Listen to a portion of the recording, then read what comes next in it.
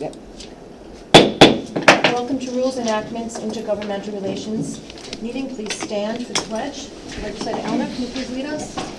I pledge allegiance to the flag of the United States of America and to the republic for which it stands, one nation under God, indivisible, with liberty and justice for all.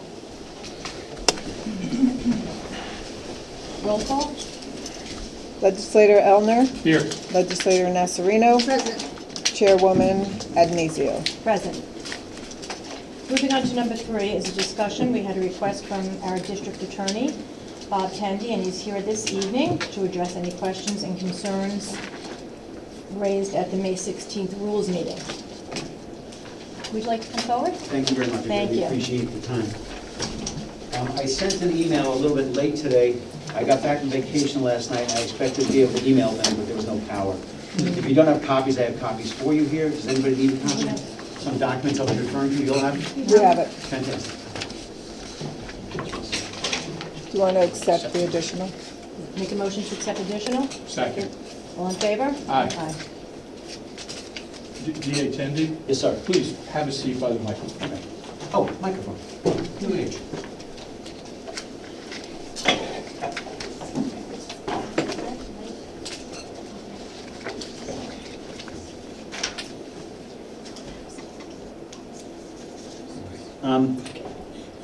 There was a Rules Committee meeting on May 16th, at which I was not present, and I wasn't aware of the topics that were going to be discussed. But it was brought to my attention that my office was mentioned during the meeting and that I should listen to the minutes of the meeting. So I did.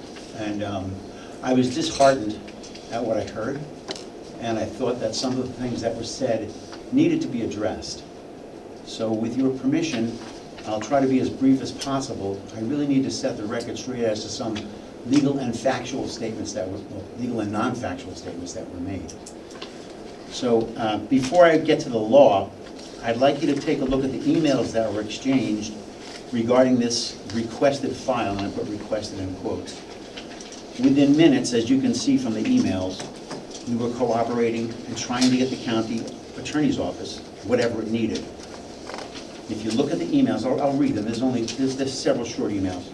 The first email came in on April 29th at 10:24 a.m.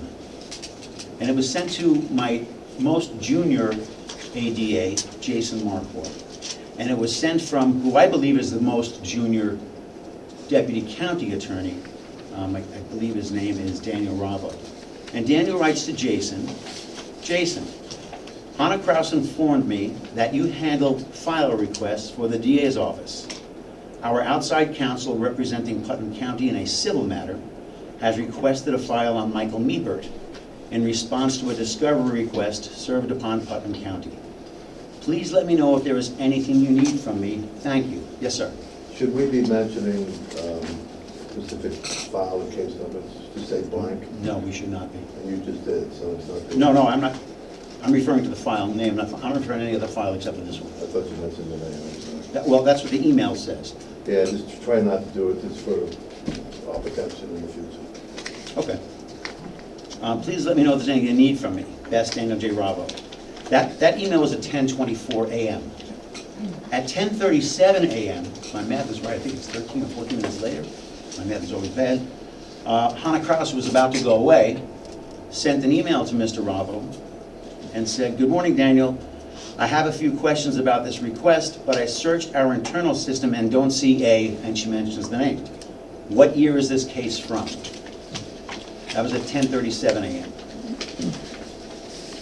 If you go to the next page, the one that says number 3, at 1:28 p.m., Daniel Ravo sends Hannah Kraus, my chief assistant, an email saying, "I apologize," and he gives the correct spelling of the name. That was at 1:28 p.m. At 2:40 p.m. the same day, Hannah Kraus responds to Daniel Ravo and says, "Daniel, welcome to Putnam. I don't recall a conversation indicating that ADA Marquardt handles these types of file requests." And I have to interrupt here for a moment. Indeed, she never had a conversation with Mr. Ravo about this. I don't know where Mr. Ravo got that information, but Ms. Kraus had never met him, never spoke to him, never said that Jason handles these kinds of requests, because Jason doesn't. He handles FOIL requests. In any event, I don't recall a conversation indicating that ADA Marquardt handles these types of file requests. He is, however, the point person on FOIL request. In our call, because she had spoken to him on phone, in our call you indicated this was a discovery request from outside counsel. As we just discussed, our PCMS system does not have this individual's name on it. You indicated this is a homicide from the 90s. We would have to order the file from archives, and again, archives is a misuse. She should have said records management. From records management to get any information. Can you forward the request? The next email is, and that was at 2:40 p.m. So you can see on the day the request came in, we had 4 correspondences indicating we would do whatever we can, just get us the right name of the file. We'll get you the file. Tell us what the point is of what you need it for. The next day, and I believe Mr. Cherico is here, there's an email from John Cherico to Hannah Kraus, and that's email number 5. Hannah, I know Dan Ravo had reached out to your offices with a file request yesterday. As explained, this file is being requested by outside counsel in response to an outstanding discovery demand. My understanding is that our offices previously had a copy and know it exists. Now we just need to produce it. You advised that because it is an older file, it may need to be ordered from archives. If so, please advise when we can expect to receive it so that we can manage our clients' expectations in this regard. Thank you for your anticipated cooperation, JBC. Now I want to note that there's an email here that has Hannah Kraus contacting Jessica McMath in our office, email number 6, and telling her, get the file, order it right away. And indeed, that's what Jessica did. File number 7, April 30th, 1:09 p.m. Email number 7, I apologize. Hi, John. I am passing this on to DA Tendy and First ADA Smith, as I am out of the office for the next 3 days. When I spoke to Dan, he had very little information, so I am sure you understand that before we hand over a file, we need to know why it is being requested. I filled DA Tendy in briefly yesterday, and he is CC'd on this email. In the meantime, we will request the file from archives. Can you send along the letter from outside counsel that is making this request? So in one day, there were several emails indicating that we intended to cooperate in any way we can. Just tell us what outside counsel is requesting this, who they are. After that email, just 24 hours after the first request came in, until today, we've heard nothing from the county attorney's office requesting anything about this file. There was no response to the email. There was no phone call about the email. There were no text messages. We've heard nothing from them. We have not obstructed anybody from getting anything. We immediately responded with some very simple questions. So those are the emails regarding this so-called slow walk file that was certainly anything but slow walked. It was immediately requisitioned. In this regard, I think it's important to set the record straight as to what state law is with regards to these records, because this was a real topic of conversation at the May 16th meeting. County Law Section 700 is a New York state law. It's a law that presumably the county attorney's office deals with on a regular basis. After all, it is the county law. County Law Section 700 makes it quite clear that the district attorney is responsible for the care and custody and control of all records, books, and papers relating to the functioning of his office or the performance of his duties. That's a quote from the law itself. County Law Section 700 goes on to state that at the end of the district attorney's term, he must turn all those documents over to the next succeeding district attorney, not the county legislators, not the county clerk, certainly not the county attorney's office, who has nothing to do with criminal cases. The district attorney must, by law, turn over those records to the succeeding district attorney. Why? Because they are the files of the district attorney's office and no one else. At the May 16 Rules Committee meeting, a suggestion was made by the county attorney's office that the legislature may wish to amend the county charter so that they could get access to our files without having to ask for them. It is somewhat startling to me that the county attorney's office was unaware of the provisions of Section 700 of the New York State county law. The county cannot amend its charter in order to override New York State law. This is something that the county attorney's office should have been aware of. In addition, New York State Judiciary Law, Section 89, makes it quite clear that nobody can request destruction of any property under the care of the district attorney except the district attorney's office. In fact, subdivision 2 of Section 89 of the New York State Judiciary Law, which you have a copy, makes it quite clear that the case files my office has prosecuted are deemed to be in the care, custody, and control of the district attorney's office, not the county's office, not the county attorney, not the legislature, not the county executive. They are the property of the district attorney's office. Indeed, this is how almost every district attorney's office in the state operates. But we don't, well, they all do, but we don't have the space to store our own files as most district attorney's offices do. So we have an arrangement with the county clerk and with whoever owns that building, except for Brewster, I guess. We store our files there in what's called records management. They're not Mike Bartolotti's file. He was completely accurate at the May 16th meeting. They're not his files. They're the files of the district attorney's office. Not even my files, but the files of the district attorney's office. I'm responsible for safeguarding them, and there's a reason for it. It was stated at the June 16 Rules Committee meeting that the county attorney's office requested an opinion from the New York State Attorney General as to who is in charge of these files and whose files they were. I am curious as to what the response from the Attorney General's office was and if it was in writing, because a very quick legal check for the pertinent statutes would produce in approximately 30 seconds the answer to the question. County Law Section 700, which is a state law, and Judiciary Law Section 89, which is a state law, answers the question. You can literally get them in 30 seconds, even if you're not a lawyer. I want to say one last thing about these files, and then I'll move on to my second topic.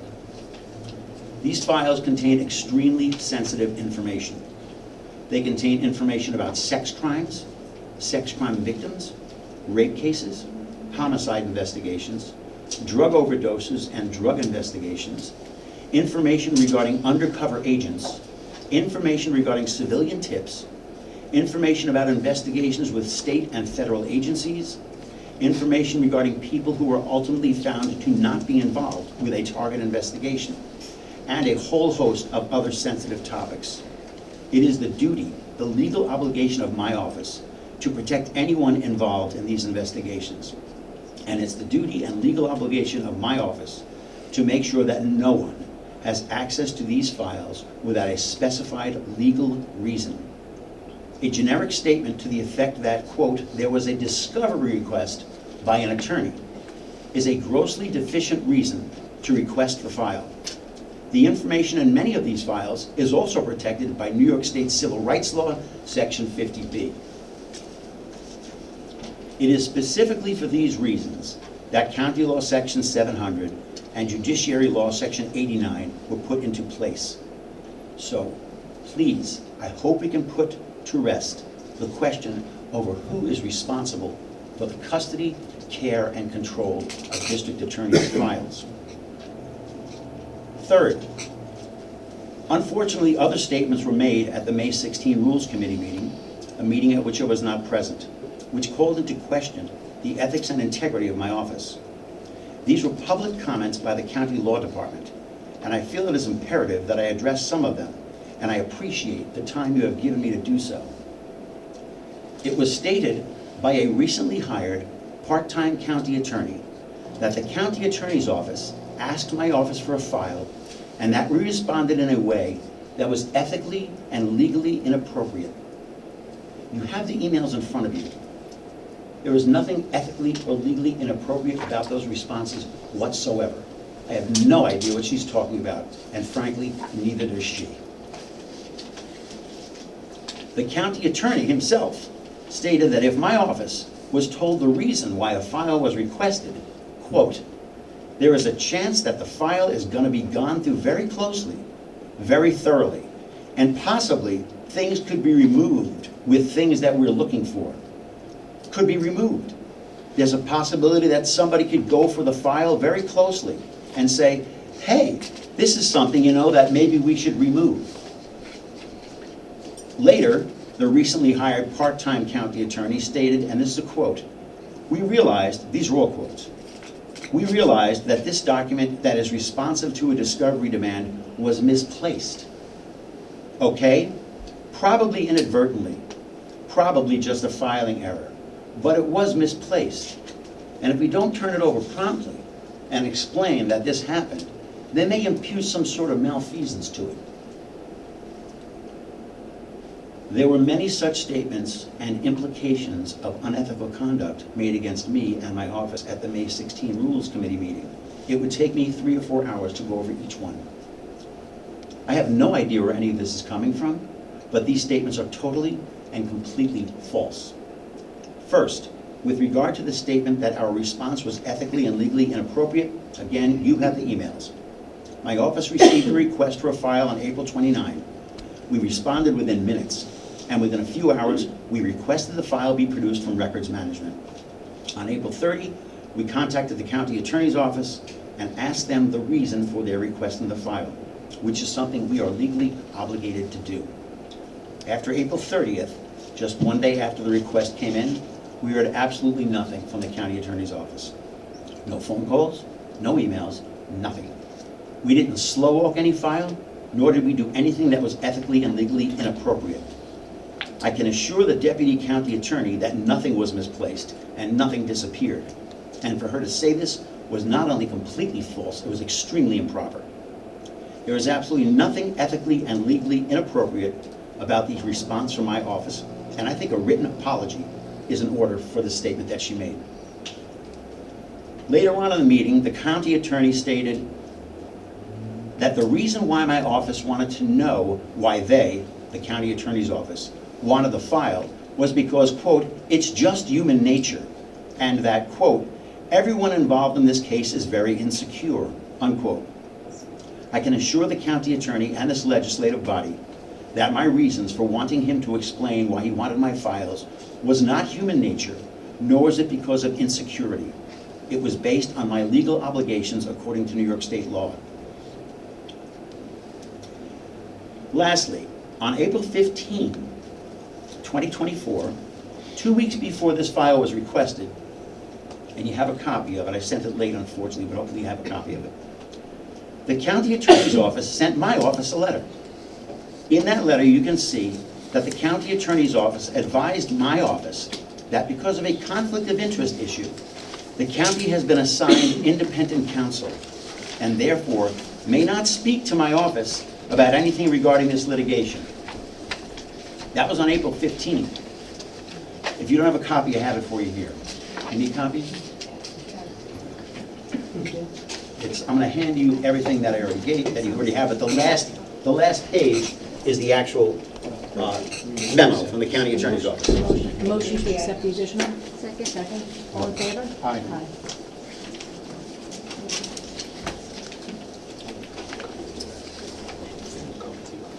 You'll see that the county attorney's office advised my office that because of a conflict of interest issue, the county has been assigned independent counsel and therefore may not speak to my office about anything regarding this litigation. That was April 15th. I immediately contacted the county attorney's office and expressed surprise at this. The response was, and you will see it in the copy you have, quote, the county has been assigned independent counsel. As such, it would be improper for our offices to participate in a meeting. Any issues should thus be raised and discussed with counsel. Fine, that's understandable. If there's a conflict and everybody is assigned counsel, we shouldn't be talking about these issues with each other. We shouldn't be contacting each other about it. So at this point, it was quite clear that the county attorney's office believed it should not have any discussions with my office regarding the litigation and issue. Despite sending me this memo and letting me know that that was the case, on April 29, you see in the emails, The county attorney's office contacted my office and wanted the file, which they knew, but we didn't, they knew involved the litigation in question. Of course, they didn't tell us any of this. So in short, they informed us that we could not talk to them about the case, had to speak through our respective attorneys, and yet 2 weeks later, they went around their own very directive and had a junior deputy county attorney contact one of my junior assistant district attorneys and say, we want this file, without letting anybody know that this file involved the case in litigation about which they should not be contacting pursuant to their own memo. To recap, first, my office is responsible for these files, and nobody gets them unless they give a specific legal reason as to why they should have them, and that is pursuant to New York State law. Second, nobody in my office did anything unethical, nor did we obstruct anybody's obtaining any information. In fact, as already stated, after only 1 day, the county attorney's office had no contact with us whatsoever regarding this file, that they let everyone here to believe we were slow walking and obstructing. Third, when the attorneys representing my office in this litigation recently found out what the request was actually about, they notified my office. I had counsel come up and independently review the file. No one in my office touched that file. They found the document that was requested. It was not missing. It was not replaced. And they turned it over to the attorneys immediately. A simple explanation to my office and a very small amount of legal research would have avoided all of this nonsense that I'm discussing right now. Finally, I don't appreciate having a deputy county attorney come before the county legislature and strongly imply that the district attorney's office cannot be trusted. I don't appreciate them claiming that documents and files have gone missing, a felony, when that is completely false. I will say this: if one of my assistant district attorneys had leveled these allegations against the county attorney with absolutely no basis in fact, I would have ordered him or her to write a letter of apology to the county attorney. And if he or she refused, you know where they'd be.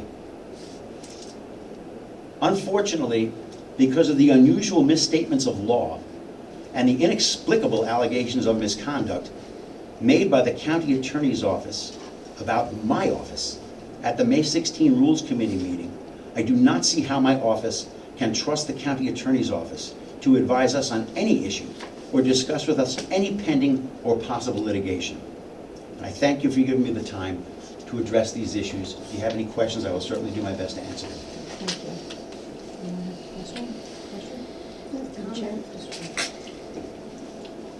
I think I could take liberty to say that most of us on the legislature were taken aback by the conduct of the county law department, the alluded allegations that were made, and the integrity of both you and the county clerk being challenged. County Clerk Michael Bartolotti remained steadfast in his resolve to say that he is merely just the custodian of these accounts and he has no authority to release them without the knowledge and permission of the DA's office, or for that matter, any other department. That's correct. Requests. Any other department. It's their records. The meeting went from testy to totally bizarre. Things that were discussed in executive session came out into the open forum, then were compromised, in my opinion, by doing that, and the allegations that were made were just absolutely preposterous, unethical, and unprofessional, in my humble opinion. Thank you. Thank you for coming and setting the record straight. I greatly appreciate the time, I really do. Thank you. I'm just looking here at this April 15th memo, and being a layman, I have to ask a question of lawyers, because what I'm saying here, and I'm going to read it, with regard to District Attorney Defendants Nymer, that's an insurance exchange. Correct.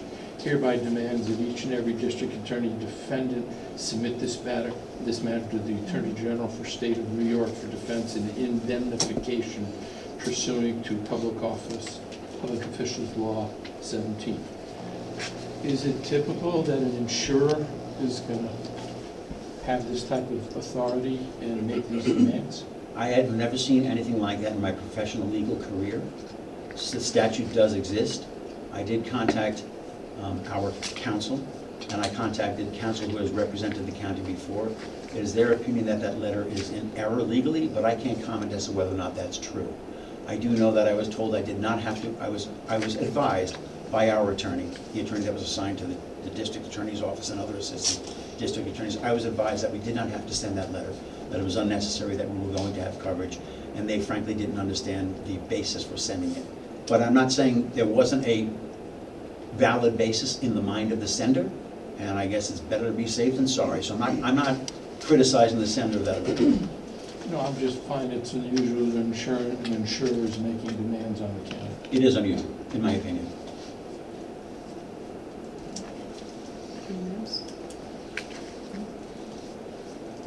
All right, Well, thank you. I really appreciate it. Thank you so much. Thank you. Thank you.